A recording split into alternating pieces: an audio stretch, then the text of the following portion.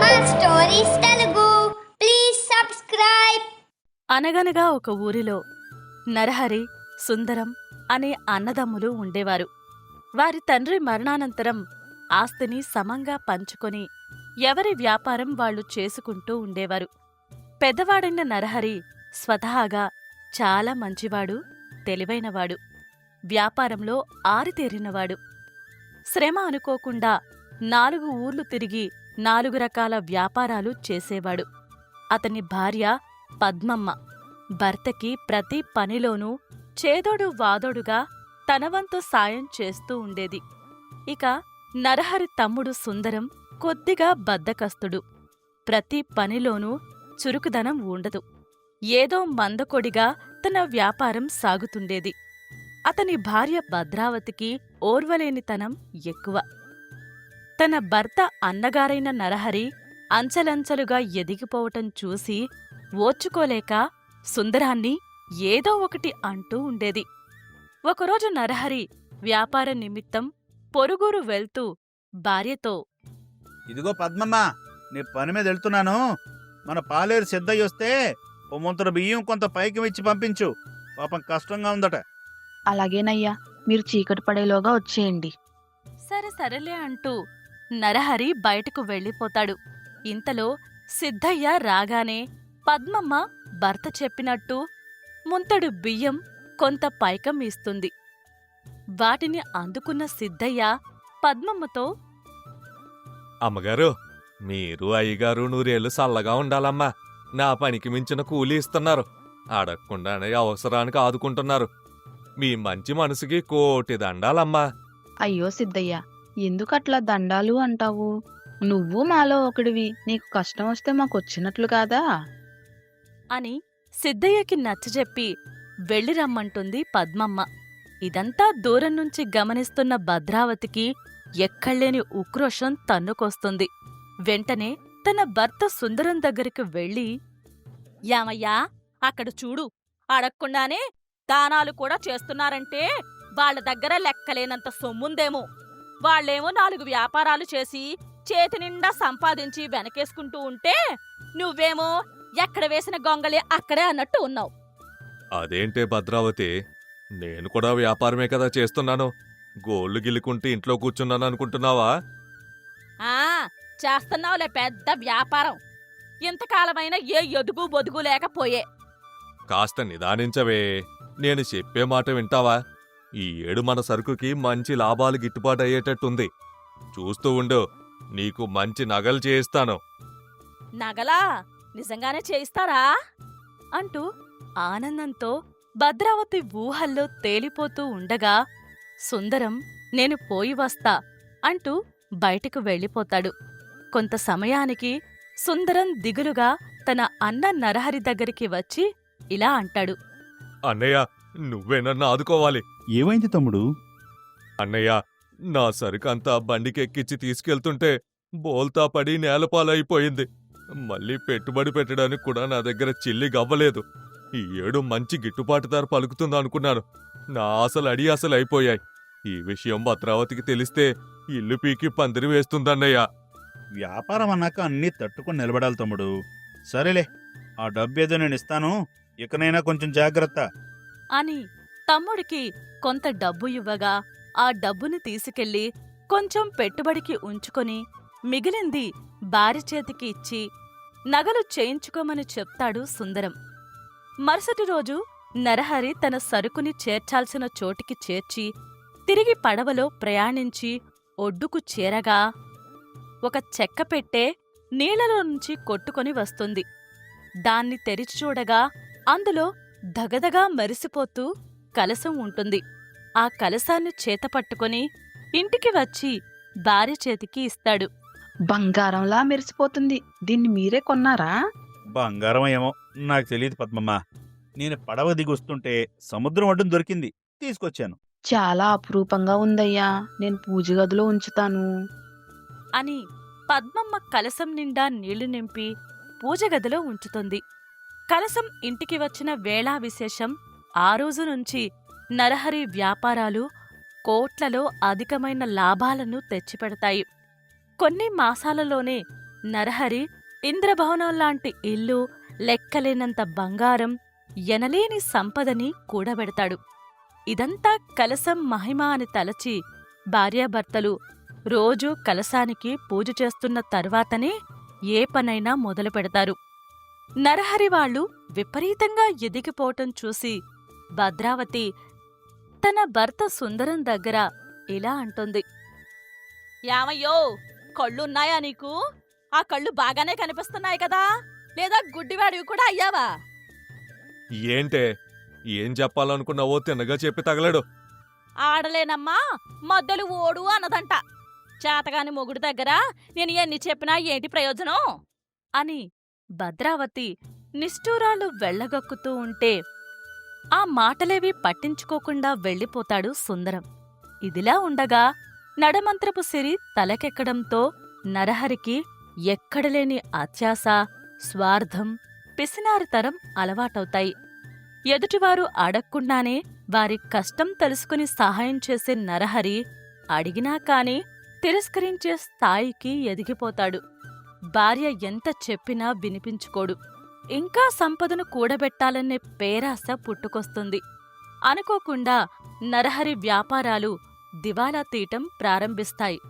దెబ్బ మీద దెబ్బ పడుతూ ఉండటంతో తట్టుకోలేక ఒక గుడి దగ్గర కూర్చొని దేవుణ్ణి వేడుకుంటూ ఉంటాడు. భగవంతుడా, అనుకోకుండానే అందలా లెక్కించావు. ఇప్పుడు ఏం తప్పు జరిగింది తండ్రి? నా వ్యాపారాలన్నీ ఒక్కొక్కటిగా నాశనం అయిపోతున్నాయి. రక్షించు అని దేవుణ్ణి వేడుకుంటూ ఉండగా ఒక స్వామీజీ అతని మాటలు విని నరహరి కష్టాన్ని దివ్యదృష్టితో పరిశీలించి, నాయనా, నీ వద్ద ఒక వస్తువు ఉన్నది. అదే నిన్ను అందలమెక్కించింది. ఇప్పుడు నీ నాశనాన్ని కోరుకుంటు అంటూ స్వామీజీ వెళ్ళిపోతారు. ఆ క్షణం ఆ వస్తువు ఏంటి అని నరహరికి గుర్తుకు వచ్చి స్వామీజీగారు చెప్పింది నిజమే అనుకొని ఇంటికి వచ్చి భార్యకు చెప్తే కంగారు పడుతుందని పద్మమ్మ చూడకుండా కలశాన్ని తీసుకువెళ్ళి సముద్రంలో పడవేసి, అమ్మయ్యా, నేనింక ప్రశాంతంగా ఉండొచ్చు అనుకొని ఇంటికి రాగానే తనకంటే ముందు పూజా మందిరంలో మెరుస్తూ కనిపిస్తుంది కలశం. అది చూసి నరహరి భయపడిపోయి స్వామీజీని వెతుక్కుంటూ వెళ్ళి ఆయనను కలిసి, స్వామి, ఇప్పుడే ఆ వస్తువును మా ఇంటి నుండి దూరం చేయడానికి ప్రయత్నించాను, కాని ప్రయోజనం లేకుండా పోయింది. నాయనా, ఆ వస్తువును దూరం చేసుకోవడం నీకంత సులభం కాదు. నువ్వు నీ చేతితో ఎవరికైనా ఇచ్చినా, ఎక్కడైనా పడవేసినా నీ పతనం తప్పదు. అదే స్వయంగా దూరమవ్వాలేగాని మీరు వదిలించుకోవాలన్నా కుదిరే పని కాదు. మరేదైనా పరిష్కారం ఉంటే చెప్పండి స్వామి. కాలమే నీ సమస్యను పరిష్కరిస్తుంది. చిరంజీవ చిరంజీవ. వ్యాపారాలన్నీ పోయాయి. ఇక కొంచెం సంపద, ఇల్లు మిగిలాయి. ఇవి కూడా పోతే ఎలా అని మనోవేదనతో మంచం పడతాడు. ఇక ఇక్కడ భద్రావతి సుందరానికి తిండి కూడా పెట్టకుండా అలిగి మంచమెక్కి ఉంటే సుందరం బుజ్జగిస్తూ, ఇటు చూడవే భద్రావతి, ఇక నువ్వు ఎలా చెబితే అలా వింటానే. నా మాట వినవే. నిజంగానే నేను చెప్పింది వింటారా? నేను చెప్పింది చేస్తారా? వింటానే. ఒప్పుకున్న కాడికి తప్పదు కదా. అయితే మీరు మీ అన్నయ్య వాళ్ళ ఇంటిలో పూజ గదిలో ఉన్న కలశాన్ని దొంగిలించాలి. ఆ కలశం వచ్చిన తర్వాతే మీ అన్నయ్యకి సంపద వచ్చిందని మాట్లాడుకుంటూ వాళ్ళు పూజ చేయటం నేను చూశాను. అదా రహస్యం? ఓహో, అందుకేనా మా అన్నయ్య కోటీశ్వరుడయ్యాడు? అయితే చూసుకోవే భద్రావతి, ఈ రాత్రికి నేను కన్నం వేస్తాను. ఆ మాటకి భద్రావతి ఆనందపడుతుంది. సుందరం చీకటి పడేదాకా వేచి ఉండి నక్కి నక్కి అన్నయ్య ఇంటివైపు వెళ్లగా, వదిన అన్నయ్య సేవలో మునిగి ఉండగా మెల్లగా వెళ్లి కలశాన్ని దొంగలించి తీసుకుపోతాడు. మరుసటి రోజు ఉదయాన్నే పద్మమ్మ పూజగదిలో కలశం కనిపించటం లేదని భర్తతో చెప్పగా, ఆ మాటలకి నరహరి ఎంతగానో సంతోషపడి జరిగిన విషయాన్ని పద్మమ్మకి వివరిస్తాడు. ఇక కలశాన్ని దొంగిలించిన సుందరం ఇంట్లో చూస్తే భద్రావతి కలశానికి పూజ చేస్తూ, స్వామి, మాకు రాజభవనం లాంటి ఇల్లు, ఇంటి నిండా బంగారం, వజ్రాలు అన్నీ ప్రసాదించు అని అడుగుతూ ఊహల్లో తేలిపోతూ ఉంటుంది. అది చూసిన సుందరం, నిజంగానే ఇది అడిగినవన్నీ ఇస్తావా స్వామి అంటూ ఇంట్లో అటూ ఇటూ తిరుగుతూనే ఉంటాడు. కొన్ని రోజులకే ఇంట్లో భద్రావతి పూజ చేస్తూనే ఉంటుంది, కాని ఇంట్లో ఉన్నవన్నీ హరించుకుపోతూ ఉంటాయి. ఒకరోజు సుందరం అన్నయ్య దగ్గరికి పరిగెత్తుకుని వచ్చి, అన్నయ్య, నన్ను కాపాడు, నువ్వే నాకు దిక్కు. ఏమైంది తమ్ముడు? అన్నయ్య, నన్ను క్షమించు. మీ ఇంట్లో ఉన్న కలశాన్ని నేనే దొంగిలించాను. అయ్యో, ఆ కలశాన్ని దొంగిలించింది నువ్వా? ఎంత తెలివి తక్కువ పనిచేశావురా! ఆ కలశం వల్లనే నా వ్యాపారాలన్నీ నాశనం అయిపోయాయి. ఏమంటున్నావన్నయ్య? నీకులాగే కోటీశ్వరుడు అయిపోవాలని ఆ పని చేశాను. ఆ కలశానికి పూజ చేయడానికి ఉన్నదంతా ఊడ్చిపెట్టాం. అంతేకాకుండా ఇంటి మీద అప్పు కూడా తెచ్చాను. ఇప్పుడు షావుకారు అప్పు కట్టలేదని, వడ్డీ కూడా ఇవ్వలేదని ఇల్లు ఖాళీ చేయమని ఇంట్లో ఉన్న వస్తువులను కూడా పట్టుకెళ్లిపోయాడు. తమ్ముడు చెప్పిన మాటలకి నరహరికి ఏం చెప్పాలో, ఎలా చెప్పాలో అర్థం కాని పరిస్థితిలో ఉండగా అక్కడకు భద్రావతి కూడా వస్తుంది. అప్పుడు పద్మమ్మ, చూడయ్యా, ఇలా ఎందుకు జరిగిందో నాకు అర్థమైంది. నువ్వు మొదటి నుంచి చాలా మంచివాడివి. అడగకుండానే ఎదుటివారి కళ్ళల్లో కష్టాన్ని గుర్తించి వారికి సాయం చేసే మనసు కలవాడివి. అలాంటిది నడమంత్రపు సిరిని నెత్తిన కూర్చుని నీ వ్యక్తిత్వాన్నే చంపేసింది. అందుకే ఆ క్షణం నుంచే మన పతనం మొదలైంది. సుందరం, ఇక నీ విషయానికొస్తే, నీకు కష్టం వస్తే ఎన్నిసార్లు మీ అన్నయ్య సాయం చేసి ఉంటాడు? అలాంటిది సొంతింటికే కన్నం వేశావు. అది కూడా అవతలి వాళ్ళు ఎదిగిపోతున్నారని ఓర్వలేక. ఆ ఉక్రోషమే ఇప్పుడు నీకు నిలువ నీడ లేకుండా చేసింది. చూడండి, మన మనసు మంచిగా ఉండి మంచిగా ఆలోచిస్తే ఆ దేవుడు కూడా మనకి సహాయం చేస్తాడు. ఒకప్పుడు మీ అన్నయ్య మనసు మంచిది కాబట్టి ఎక్కడో దొరికిన కలశం మాకు కోట్లు కలిసి వచ్చేలా చేసింది. ఆ మనసు మారిన తర్వాత ఇచ్చినవన్నీ తీసుకుపోయింది. అవునయ్య గారు, నేను మీకు చెప్పేటంత తోణ్ణి కాదు. ఒకప్పుడు మీరు ఆకాశమంత ఎత్తులో కనిపించారు. అప్పటి మనసు ఈ మధ్యకాలంలో మీ నుంచి దూరమైందయ్యా. నన్ను క్షమించరా సిద్ధయ్య. తప్పైపోయిందొదినా. ఇక ఉన్నదానితో తృప్తి పడటం నేర్చుకుంటాము. ఇంతకీ ఇప్పుడు ఆ కలశం ఎక్కడుందిరా సుందరం? ఇంకెక్కడ కలుసుమన్నయ్యా? షావుకారు ఇదేదో బంగారంలా ఉంది, నా అప్పు కింద ఎంతో కొంత జమ అవుతుందని అన్ని వస్తువులతో పాటు ఆ కలశాన్ని కూడా పట్టుకెళ్లిపోయాడు. వడ్డీ మీద వడ్డీలు వసూలు చేసే షావుకారు తప్పకుండా దివేలా తీస్తాడు. మనకు తెలిసి ఒకరి నాశనాన్ని కోరుకోకూడదు. అతను ఎంత చెడ్డవాడైనా వెళ్లి నచ్చజెప్పి సరిచేద్దాం. పదరా సుందరం. ఇంతలో అక్కడే ఉన్న భద్రావతి కలగజేసుకొని, నాకు బుద్ధొచ్చింది బావుగారు.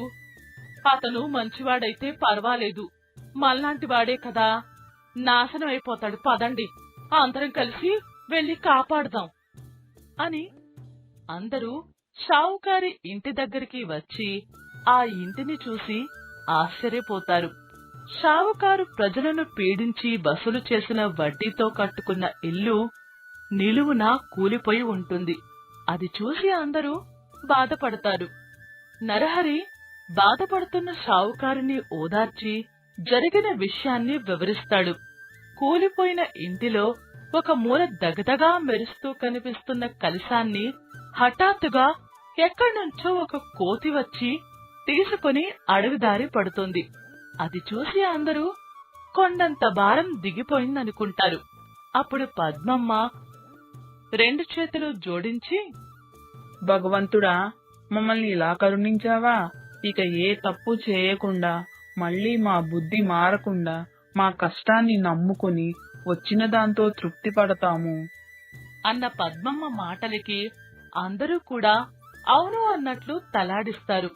నష్టపోయిన షావుకారికి నరహరి కొంత పైకమిచ్చి అన్నదమ్ములు ఇద్దరూ కలిసి వాళ్ళ వ్యాపారాన్ని చేసుకుంటూ ఆనందంగా జీవిస్తూ ఉంటారు. మిత్రులారా, చూసారా, మాయా కలశం చేసిన అద్భుతం. ఒక మంచి వ్యక్తిత్వం ఉంటే తప్ప ఎదుటివారి మనసులో చోటు దక్కటం కష్టం. అలాంటిది ఒక్కసారి ఆ స్థానం కోల్పోతే దాని వెల ఒక జీవితకాలం ఖర్చు పెట్టాల్సిన పరిస్థితి వస్తుంది. అందుకే డబ్బు లేకపోయినా మీ వ్యక్తిత్వాన్ని కోల్పోవద్దు. మీ విలువ మీ స్థానాన్ని బట్టి ఉండదు. మీకున్న వ్యక్తిత్వమే మీ విలువను పెంచుతుంది. మా ఈ కథ మీకు నచ్చినట్లయితే లైక్ చేయండి, షేర్ చేయండి, సబ్స్క్రైబ్ చేయండి. మీ విలువైన అభిప్రాయాలను కామెంట్ రూపంలో తెలియజేయండి. ధన్యవాదాలు.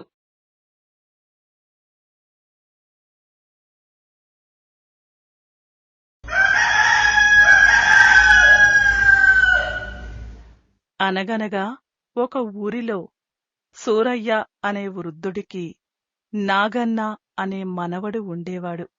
నాగన్నకి చిన్నతనంలోనే తల్లిదండ్రులు పోవడంతో తాత సూరయ్య పెంచి పెద్ద చేశాడు.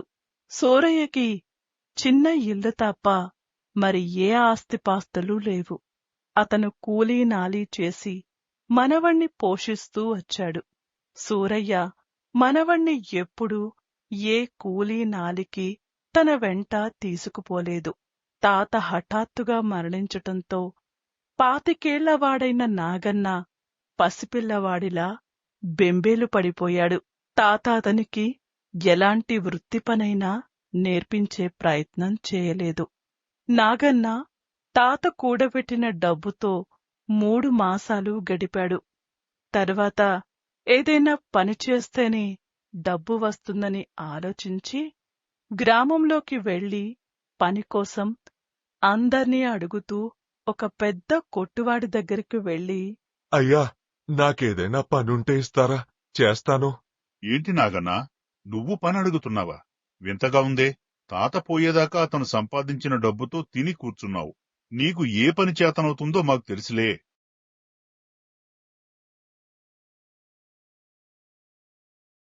అంటూ దారిన పోతున్న ఇద్దర్ని పిలిచి, ఇదిగో ఈ విడ్డూరాన్ని చూశారా? మా కొట్టుకి ఒక పెద్ద మనిషొచ్చి పనడుగుతున్నాడు అని అనగానే ఆ ఇద్దరితో పాటు మరో ఇద్దరూ గుమిగూడి పకపకా నవ్వుతారు. వాళ్లలో ఒకరి తర్వాత ఒకరు కలగజేసుకొని, ఆ జ్ఞానం ఏదో ముందో ఉండుంటే పాపం మీ తాత ప్రాణాలు పోయేవు కాదు. పుట్టగానే తల్లిదండ్రులు మింగావు. పాపం సూరయ్య కాయా కష్టం చేసి నిన్ను పెంచి పెద్ద చేశాడు. నువ్వు ఎదిగిన తర్వాత మీ తాతకి చేదోడు వాదోడుగా ఉండకుండా ఆయన రెక్కల కష్టం మీదే తింటూ కూర్చున్నావు. ఇంకేముంది, ఆ ముసలి ప్రాణం తట్టుకోలేక పైకి పోయింది. నీకు పనిచ్చినవాడు అడుక్కు తినిపోతాడు అంటూ అందరూ పగలబడి నవ్వి హేళన చేస్తుండగా నాగన్న చిన్నబుచ్చుకుని ఆ ఊరన్నా ఆ ఊరి ప్రజలన్నా కంపరం కలిగి అక్కడ్నుంచి వెళ్లిపోవాలని నిర్ణయించుకొని డబ్బుల కోసం గుడిసెను బేరం పెడతాడు. కాని ఆ గుడిసెను కొనడానికి ఎవ్వరూ ముందుకురారు. 2 రోజుల తరువాత ఆ ఊరి ఆసామి వచ్చి, అరే నాగన్నా, ఈ గుడిసు కూడా అమ్ముకుంటే నీకేం మిగలదురా, వీధిని పడతావు. అయ్యా ఆసామిగారు, ఇప్పుడేమైనా పెద్ద భవనంలో ఉన్నానా? వీధినే కదా పడ్డాను. చూడు నాగన్నా, మీ తాత నిన్ను కళ్ళల్లో పెట్టుకుని చూసుకున్నాడు. ఆయన ఇక్కడ ఎప్పుడూ నీకు తోడుగా ఉంటాడు. నీ మంచి కోసం చెబుతున్నాను, నా మాటిను. సొంతింటిని సొంతూరిని వదిలి ఎక్కడికి పోతావు? ఎక్కడికైనా పోతాను, మీకెందుకయ్యా అని చిరాకుగా సమాధానమిస్తుంటే ఆసామి ఓపికగా నచ్చజెప్పటానికి ప్రయత్నించి విసిగి వాళ్ళ తాత మీద అభిమానంతో కొంత డబ్బిచ్చి వెళ్లిపోతాడు. ఆ డబ్బు తీసుకుని నాగన్న వేరే ఊరికి వెళ్లిపోతాడు. కాలినడకన వెళ్తూ అక్కడ కూరగాయలు అమ్ముతున్న ఆమె దగ్గరికి వెళ్లి, అమ్మా, ఇక్కడుండడానికి ఇల్లద్దెకు దొరుకుతుందా అని అడగ్గానే ఆమె కొంచెం ముందుకెళ్ళి అడుగు, దొరుకుతాయి అని చెప్పగానే అక్కడికి వెళ్లి ఇల్లు అద్దెకు తీసుకొని కొన్ని రోజులు కాలం వెళ్లదీస్తాడు. 1 మాసమైన తరువాత చేతిలోని డబ్బులు ఖాళీ అవుతాయి. ఒకరోజు ఇంటి యజమానురాలు కాటమ్మ వచ్చి, ఇదిగో నాగన్నా, మాసం దాటి 2 రోజులైంది. అద్దెక్కడా? అమ్మా, నాకు మరో 2 రోజులు గడువివ్వండి. మీ అద్దె మీకిస్తాను. నేను అద్దె కోసం ఒక్కరోజు గడువు ఎవ్వరికీ ఇచ్చింది లేదు. నువ్వు కొత్తగా వచ్చావు కదా, ఇంకా నా గురించి నీకు తెలియదులే. సరే, నువ్వే తెచ్చి ఇస్తే నీకే మంచిది అని కాటమ్మ బెదిరించి వెళ్లడంతో నాగన్నకు భయం పట్టుకుంటుంది. డబ్బు కావాలంటే పని చేయాలని పనికోసం అందర్నీ అడుగుతుంటాడు. ఎవ్వరూ పనివ్వకపోయేసరికి అద్దె కట్టకపోతే కాటమ్మ ఏమన్నా చేస్తుందేమోనన్న భయంతో మూటాముళ్ళు సర్దుకొని ఆ రాత్రికి రాత్రే ఊరు విడిచి పారిపోతాడు. మరుసటి రోజు మళ్లీ పనికోసం వేట ప్రారంభిస్తాడు. కనుసైగ దూరంలో ఒక తినుబండారాల కొట్టు కనిపించగా అక్కడికి వెళ్లి, అయ్యా, ఇక్కడేమైనా పనుంటే ఇస్తారా? చూస్తుంటే ఊరికి కొత్తవాళ్లా ఉన్నావు. కొత్తవాళ్ళకి పనివ్వడం కుదరదు. అని ఖరాఖండిగా చెప్పడంతో ఇక చేసేదేమీ లేక తన నడకని కొనసాగిస్తాడు నాగన్న. అలా చాలా దూరం నడిచాక ఒక గుడిసె కనిపిస్తుంది. ఆ గుడిసె దగ్గర ఒకతను కుండలు తయారు చేస్తూ ఉండగా చూసి అతని దగ్గరికి వెళ్లి, అయ్యా, చాలా దూరం నుంచి వస్తున్నాను. ఎక్కడా పని దొరకడం లేదు. పనుంటే చెప్పండి, చేస్తాను. పని చేసినందుకు ఎంతో కొంత ఇవ్వండి. బాగా ఆకలిగా ఉంది. అని నాగన్న అడగ్గానే కుమ్మరివాడి మనసు కరిగి, పని చెప్తాన్లే కాని ముందు చేతులు కడుక్కో. ఓ ముద్ద తిందువు. ఆకలితో ఏ పని చేయలేవు నాయనా. అని అతను వండుకున్న దాన్ని కొంచెం నాగన్నకు ఇచ్చి తినమంటాడు. నాగన్న అన్నం తిన్న తర్వాత అతను కుండలు చేయటానికి మట్టిని తొక్కమని చెప్పగా ఎలా తొక్కాలో నాగన్నకి తెలియదు కాబట్టి ఎగిరెగిరి తొక్కుతూ గుడిసె ముందు తయారు చేసి పెట్టిన కుండలపైన అంతా ఆ ప్రాంతం మొత్తం బురద బురద చేస్తాడు. అది చూసిన కుమ్మరివాడు లబోదిబోమని, చిన్న పని చెప్తే నాకెంత పని పెట్టావురా? చిచ్చి, ముందెక్కడి నుంచి వెళ్ళిపో. వెళ్ళిపోకపోతే నేనేం చేస్తానో నాకే తెలీదు. అని అరవగా భయంతో నాగన్న అక్కడ్నుంచి పరుగులు తీసి అడవిదారి పడతాడు. బిక్కుబిక్కుమంటూ నాగన్న ఒక చెట్టు కింద కూర్చొని కునుకు తీస్తాడు. కొంత సమయం తర్వాత ఏదో అలికిడయ్యి చీమ కుట్టినట్లు అనిపిస్తే చుట్టుపక్కల చూడగా ఏవో అరుపులు వినిపిస్తూ ఉంటాయి. నాగన్న కేకలు ఎటువైపు వస్తున్నాయో అటువైపు అడుగులు వేయగా అరచేతంత చిన్నగా ఉన్న 3 మరుగుజ్జువాళ్లు మంటల్లో చిక్కుకొని ఉంటారు. నాగన్న వాళ్ళని చూసి ఎలాగైనా వాళ్ళని కాపాడాలని చెట్ల ఊడల సాయంతో వాళ్ళని కాపాడతాడు. బాళ్లలో పెద్దవాడైన ఒకతను నాగన్నకి ఏదో చెప్పబోతూ ఉంటే నాగన్న అతన్ని అరచేతిలోకి ఎత్తుకోగా అతను, మీరెవరో తెలియదు. దేవుళ్ళా వచ్చి మమ్మల్ని రక్షించారు. నా పేరు బూచి. మరి మీ పేరు? నా పేరు నాగన్న. నేనెక్కడైనా పని దొరుకుతుందేమోనని వెతుక్కుంటే అలా వచ్చాను. మీరెవరు?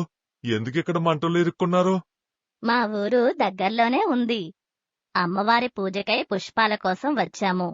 నిప్పురవ్వలు పడి మంటలు చెలరేగాయి. మీరు మా ప్రాణాలను కాపాడారు. మా ఊరి పెద్దకి మీ గురించి చెప్తాము. మాతో పాటు రండి అని వాళ్ళు పిలవడంతో నాగన్నకి వేరే దారి లేక వారితో పయనమై వాళ్ళ ఊరికి చేరుకుంటాడు. అదేమీ పెద్ద ఊరు కాదు. చిన్న ఊరు. చిన్న చిన్న గుడిసెలు. మనుషులు కూడా చాలా చిన్నగా కనిపిస్తూ తిరుగులాడుతూ ఉంటారు.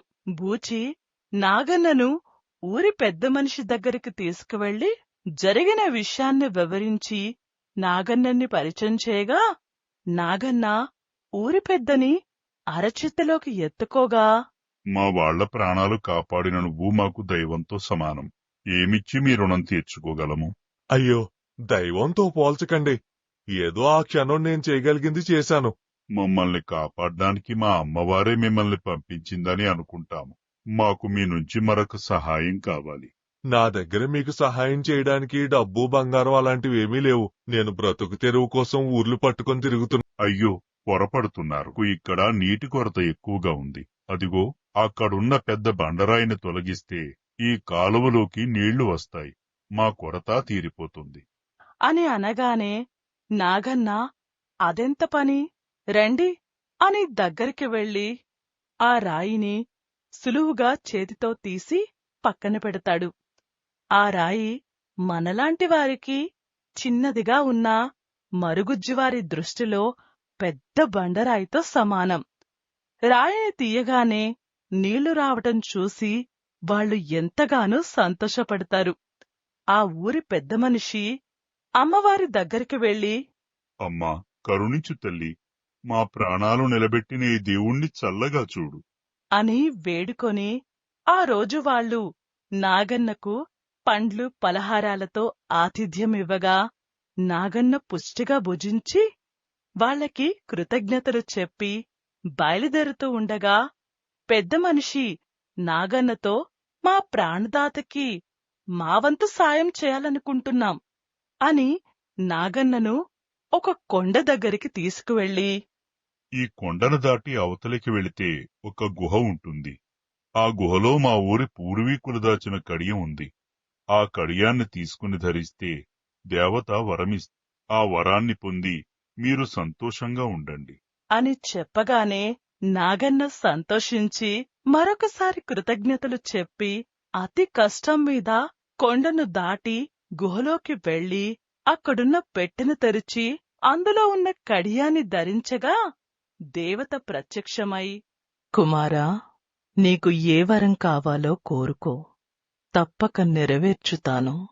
అప్పుడు నాగన్న, ముందు మనకు పని కావాలి అని తలచి నాకు పని దొరకాలి అని కోరుకోగా, కుమారా, నువ్వు దక్షిణ దిశగా వెళ్ళి అడిగితే పని దొరుకుతుంది. తదాస్తు, గుర్తుపెట్టుకో, మరో 2 వరాలు మాత్రమే నేను అనుగ్రహించగలను అని చెప్పి దేవత అదృశ్యమవుతుంది.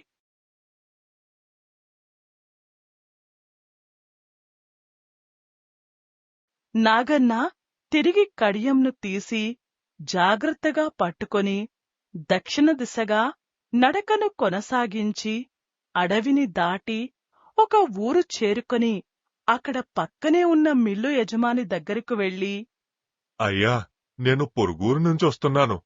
నాకేదైనా పనుంటే ఇస్తారా? ఏ పనిచ్చినా చేస్తావా? మీరే పని చెప్పినా చేస్తానయ్యా. బండొత్తే బత్తాలన్నీ మోసుకెళ్లి లోపలెట్టాలి.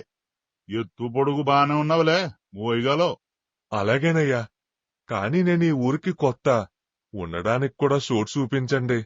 ఎక్కడ ఉండాల్సిన అవసరం లేదులే, బస్తాల కాపలాగా ఇక్కడే ఉండు అని అనగానే ఆ మాటలకి నాగన్న ఎగిరి గంతేసి సంతోషపడతాడు. ఆ రోజు నుంచి నాగన్న బండి వచ్చినప్పుడల్లా బస్తాలను మోసుకెళ్లి లోపల పెడుతూ ఉంటాడు. ఒకరోజు యజమాని నాగన్నతో, నాకు మహారాజుగారు కబురు పంపారు, నేను వెళ్ళి వస్తాను, బండి వస్తే బస్తాలు దింపు అని చెప్పి వెళ్తాడు. యజమాని మాటలకి సరేనని తలాడించి నాగన్న బండి వస్తే బస్తాలను లోపల జాగ్రత్త చేస్తాడు. కొంత సమయానికి యజమాని తిరిగి వచ్చి, అరే నాగన్నా, మహారాజు గారు 100 బత్తాలు ధాన్యాన్ని పంపమన్నారు. వాళ్ళు బళ్ళు పంపిస్తారు, వాళ్లతో కలిసి నువ్వు కూడా బత్తాలను బండిలోకి ఎక్కించు. అలాగేనయ్యా. దగ్గరుండి లెక్క చూసి మరీ ఎక్కించు. అవతల మొదలే మహారాజు గారు.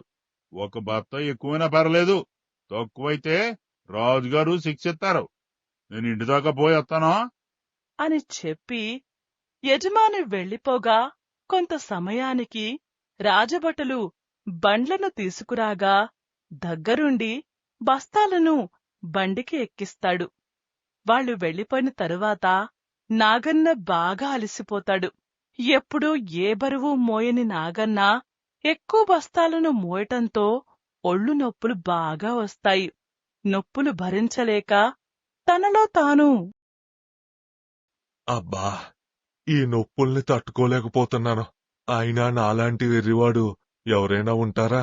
నా దగ్గర కడియం ఉంది కదా, ఏదడిగినా ఇస్తుందనే సంగతి మరిచాను. ఈ బరువులు మోసే పని నాకెందుకు? నేనీ ఊరికి రాజైతే నేనే ఒకరి దగ్గర సేవలు చేయించుకోవచ్చు.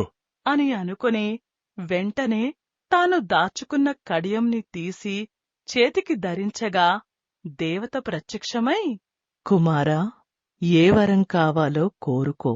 అమ్మా, నేనీ ఊరికి మహారాజునవ్వాలి.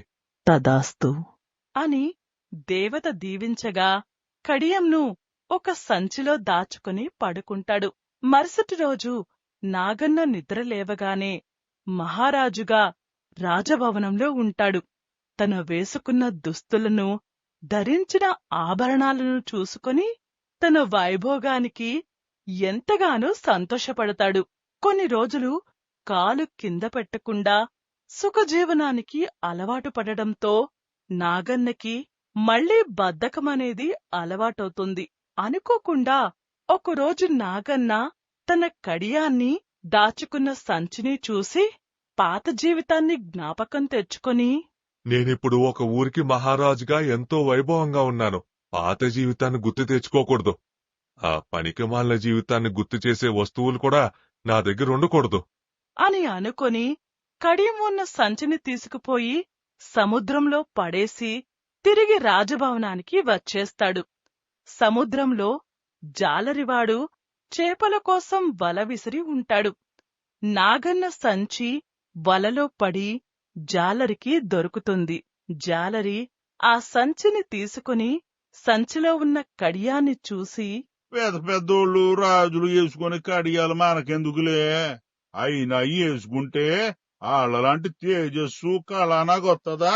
నేనేదో పట్టుకూడు కోసం చేపలు పట్టుకుని వాణ్ణి అని అనుకుంటూ సరదాగా కడియాన్ని చేతికి ధరించగా దేవత ప్రత్యక్షమై, కుమారా, ఏ వరం కావాలో కోరుకో అని దేవత అడగ్గానే జాలరివాడు ఒక్క క్షణం ఆశ్చర్యపోయి తన మనసులో ఏమడిగినా ఇస్తుందా అని సందేహిస్తూనే, అమ్మా, నేను ఈ ఊరికి మహారాజును అవ్వాలి. తదాస్తు అంతే. మరుక్షణం తారుమారైపోతుంది. జాలరివాడు మహారాజైపోతాడు. నాగన్న యథావిధిగా పాత దుస్తులతో ఒక చెట్టు కింద కూలబడతాడు. కడియాన్ని పడేసిన కొన్ని క్షణాల్లోనే జీవితం తారుమారైపోయిందని బోరున విలపిస్తూ తల పట్టుకుని కూర్చున్నాడు నాగన్న. మిత్రులారా, చూసారా? జీవితం చాలా విలువైంది. జీవితం విలువ అనుభవిస్తేనే తెలుస్తుంది. అంతేకాకుండా పెద్దవాళ్లు ఉన్నప్పుడు వాళ్ల విలువ తెలీదు. వాళ్లు లేనప్పుడే మనం ఏం కోల్పోయామనేది తెలిసివస్తుంది. నాగన్న తాత విలువను గుర్తించలేదు. పొందిన వరాన్ని శాశ్వతంగా అనుభవించలేకపోయాడు. మనం ఎన్ని అనుకున్నా ఒక్క క్షణంలో జీవితం ఏం మారిపోదు. మనం అనుకున్నవన్నీ మన కాళ్ల దగ్గరికి రావు. కాని ఒక్క నిమిషం ఆలోచించి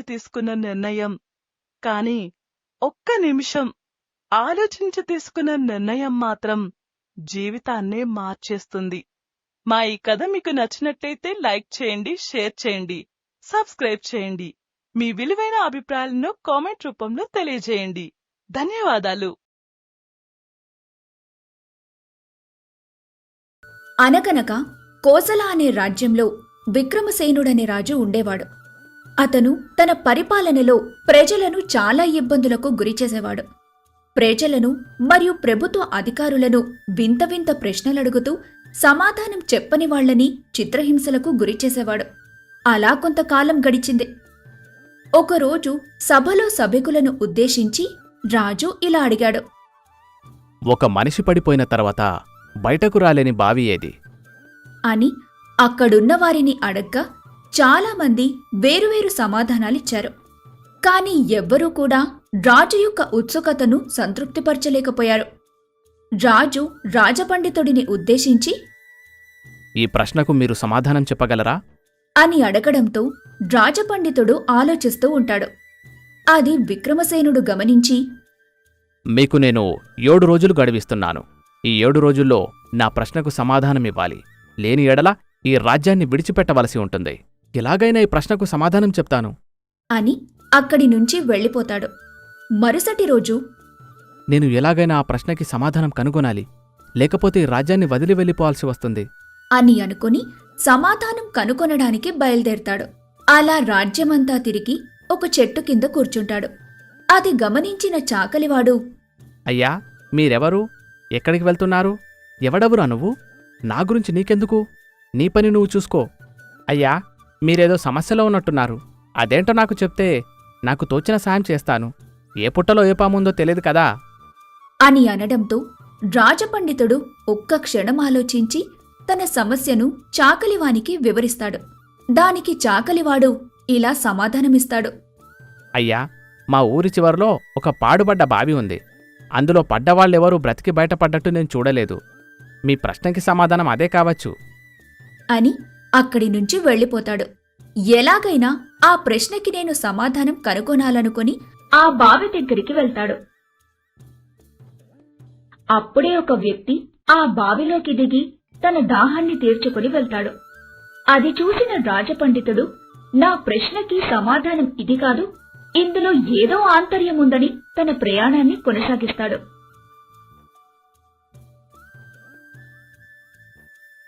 అటూ ఇటూ చూడగా ఎవ్వరూ కనిపించరు. దూరంగా ఒక వ్యక్తి చెట్టును కొడుతూ కనిపిస్తూ ఉంటాడు. తన దగ్గరికి వెళ్లి నీటిని అడగాలా వద్దా అని సంకోచిస్తూ ఉండగా అతన్ని ఆ చెట్టు కొట్టే వ్యక్తి గమనించి, అయ్యా, ఎవరు మీరు?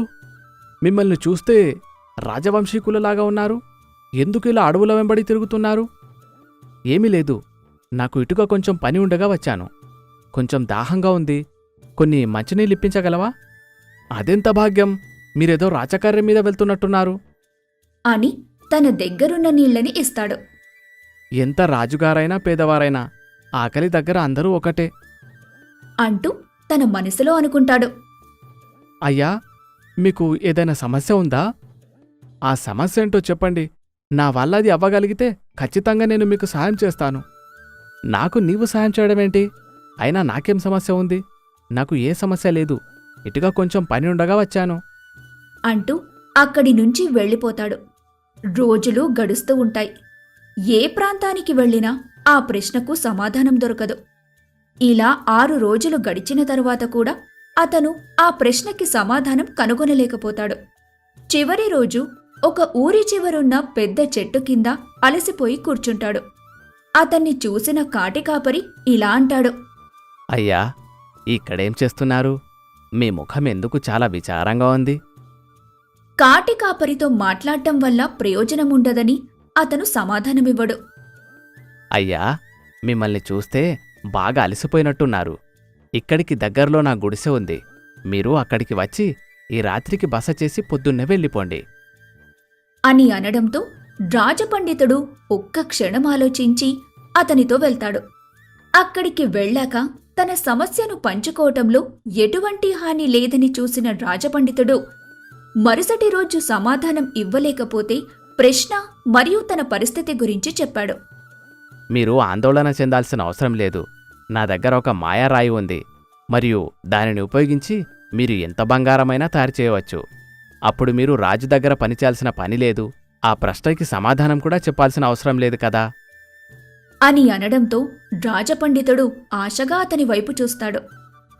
నా దగ్గరున్న రాయితో మీరికపై డబ్బు గురించి ఆందోళన చెందాల్సిన అవసరం లేదు. నేను మీకు దాన్ని ఇస్తాను. కానీ ఒక షరతు ఉంది. ఏంటది? మీరు నా శిష్యుడు కావాలి. రాజపండితుడు తన మనసులో ఇలా అనుకున్నాడు. ఏమిటి? నేను డబ్బు కోసం ఈ కాటి కాపరికి శిష్యుడిగా మారాలా? కాని ఈ మాయరాయి వల్ల నా సమస్య తీరిపోతుంది కదా. అని ఒక క్షణం ఆలోచించి అతని శిష్యుడిగా ఉండటానికి అంగీకరించాడు. మీరు నా శిష్యుడు కావడానికి మొదట మీరు ఈ గొర్రెపాలు తాగాలి. అది మీకు సమ్మతమేనా? ఒక బ్రాహ్మణుడు గొర్రెల పాలు తాగితే అతని తెలివితేటలు చంపబడతాయి. నేను ఆ పాలు తాగను. సరే, మీరు వెళ్ళండి. నేను మీకు ఆ మాయరాయిని ఇవ్వను. అప్పుడు రాజపండితుడు ఒక నిమిషం ఆలోచిస్తూ, సరే, నేను ఆ పాలు తాగుతాను. సరే, కాని మొదట నేను ఆ పాలు తాగుతాను. ఆపై మీరు ఆ మిగిలిపోయిన పాలు మీరు తాగాలి. ఏంటి? ఏం మాట్లాడుతున్నావు? నేను బ్రాహ్మణుడిని. మిగిలిపోయిన ఎంగిలి పాలు నేనెందుకు త్రాగాలి? సరే, ఇక మీరు బయలుదేరండి. మాయారాయి కోసం ఆశపడి రాజపండితుడు పాలు తాగడానికి అంగీకరిస్తాడు. దీంతో అయిపోలేదు. నా ఇంటి ముందు చనిపోయిన వ్యక్తి పుర్రె ఉంది. ఇప్పుడు నేను ఆ పాలను కొని తాగి మిగిలిన వాటిని ఆ పుర్రెలో పోస్తాను. ఆ తర్వాత మీరు తాగాలి. అప్పుడే నేను మీకు ఆ రాయిని ఇస్తాను. లేకుంటే మీరు మీ మార్గంలో వెళ్ళవచ్చు. ఇది విన్న రాజపండితుడు చాలా ఆలోచించి, ఇది నాకు చాలా కష్టం, కాని ఇప్పటికీ నేను సిద్ధంగానే ఉన్నాను. ఆ కాటికాపరివాడు ఆలోచిస్తూ ఉంటాడు. అది గమనించిన రాజపండితుడు నీవు ఆ పుర్రెలో పాలు పోయకుండా ఏం ఆలోచిస్తున్నావు? అని అనగా ఏదో ధ్యాసగా ఆలోచిస్తూ ఉంటాడు ఆ కాటికాపరివాడు. ఏం నాయనా, చచ్చిపోయిన నరమాంసమేమైనా తినిపిస్తావా ఏంటి? అలా దీనంగా ఆలోచిస్తున్నావు. ఇప్పటికే నేను చేయలేనటువంటి పనులు నాతో చేపిస్తున్నావు. ఇంకా ఏం చేయాలో చెప్పు. ఆ రాయి కోసం నేనేదైనా చేస్తాను. మీకు ఆ మాయరాయినిస్తున్నాను కదా, మరి నాకేంటి లాభం? నీకు నా రాజ్యంలో సైనికుడిగా శిక్షణ ఇప్పిస్తాను. నువ్వు సంతోషంగా సైనికునిగా పనిచేసుకోవచ్చు. ఏంటి, మీకు ఇంత మహిమగల మాయారాయినిచ్చి మీ రాజ్యంలో అది నీ కింద నేను సైనికుడిగా ఉండాలా? ఇక్కడి నుంచి తక్షణమే వెళ్ళిపో. ఏంటి నాయనా, నాతో నీవు పరాచకలాడుతున్నావు? నీవు చెప్పిన దానికల్లా నేను సరే అంటున్నాను కదా. నీవు నాతో ఇలా పరాచకాలాడటం తగదు. ఆ మాటలకు కాటికాపరివాడికి కోపమొచ్చి, నీవు నా ఇంట్లో బంధువా నీతో పరిష్కారాలాడడానికి? అంటూ తన మనసులో ఇలా అనుకుంటాడు. ఇతనిని ఇంకా ఇబ్బంది పెట్టడం నాకు అవసరం లేదు. అయ్యా, ఇప్పుడు నేను ఏది చెప్పినా మీరు అది చేస్తారా? ఖచ్చితంగా చేస్తాను. దానికి ఎటువంటి మొహమాటం లేదు. చూశారా, మీ ఆశకు అంతం లేదు. మీరొకటి ఆలోచించారా? అది అసలైన మాయరాయి అయితే దానిని నేనే ఉపయోగించుకునేవాడిని కదా. అది మీకెందుకిస్తాను? నేనే డబ్బున్న అధికారిని కావచ్చు కదా. ఆ మాటలు విన్న రాజపండితుడు ఆలోచనలో పడతాడు. నిజమే కదా, నాకు ఈ ఆలోచన రాలేదు. అయినా నీవు నాకు రాయిని ఎందుకిద్దామనుకుంటున్నావు? అయ్యా రాజుగారు, అది నిజమైన రాయి కాదు. మన అవసరాలకు మనం ఎంతగానో దిగజారుతాము అని మీకు తెలిసేలా చేయడానికి నేను ఇలా చేశాను. మాయారాయి అనగానే వెనక ముందు ఆలోచించకుండా నేను ఏం చెప్పినా దాన్ని చేయడానికి సిద్ధపడ్డారు. మీ స్థాయిని మరిచి ఏదైనా చేయటానికి ఒప్పుకున్నారు. అని అనగానే రాజపండితుడు తాను చేసిన తప్పును తెలుసుకుంటాడు. అయ్యా, నేను మిమ్మల్ని బాధ పెట్టాలని ఇలా మాట్లాడడం లేదు. మీరు చేసిన తప్పును మీకు తెలిసేలా చేశాను. మీరేం చింతించకండి. మరలా నాకు మీ ప్రశ్నను చెప్పండి. మనిషి పడిపోయిన తర్వాత బయటకు రాలేని బావి ఏది? దానికి సమాధానం దురాశ. దురాశ బావిలాంటిది. దురాశ అనే బావిలో ఒక మనిషి మునిగినప్పుడు దాని నుంచి బయటికి రాలేడు. దురాశ దుఃఖానికి చేటు. మీరు ఒక్కరే కాదు, చాలామంది రాజులు కూడా ఈ దురాశకు బానిసలవుతున్నారు. ఈ బావిలో పడుతూనే ఉన్నారు. మీ ప్రశ్నకి సమాధానం దొరికిందని అనుకుంటున్నాను. అనగానే రాజపండితుడు అక్కడి నుంచి వెళ్ళిపోతాడు. రాజు ఇచ్చిన గడువు రానే వస్తుంది. ఆ రోజు సమావేశం జరుగుతుంది. అనేక మంది ప్రజలు అక్కడికి వస్తారు. రాజపండితుడు కూడా హాజరవుతాడు. రాజు రాజపండితుడిని ఉద్దేశించి, మా ప్రశ్నకు సమాధానం దొరికిందా? సమాధానం దొరికింది ప్రభు. చెప్పండి. మనిషి పడిపోయిన తర్వాత బయటకు రాలేని బావి అనగా దురాశ. దురాశలో చిక్కుకుపోయిన వాడు బయటికి రావడం అసంభవం. దురాశ మనిషితో ఏ పనైనా చేసేలా ప్రేరేపిస్తుంది. ఆ దురాశ అనే ఉబి నుండి బయటకు రావడం కష్టం. మీ ప్రశ్నకి సమాధానం వెతికే క్రమంలో నేను నా స్థాయిని మరిచి ఏ పనైనా చేయడానికి సిద్ధపడ్డాను అని రాజపండితుడిచ్చిన సమాధానాన్ని సరైన సమాధానంగా విక్రమసేనుడు ఒప్పుకొని ఆయన్ని సత్కరిస్తాడు. మిత్రులారా, మా ఈ కథ మీకు నచ్చినట్టయితే లైక్ చేయండి, షేర్ చేయండి, సబ్స్క్రైబ్ చేయండి. అలానే మీ అభిప్రాయాల్ని కామెంట్ రూపంలో తెలియజేయండి. ధన్యవాదాలు.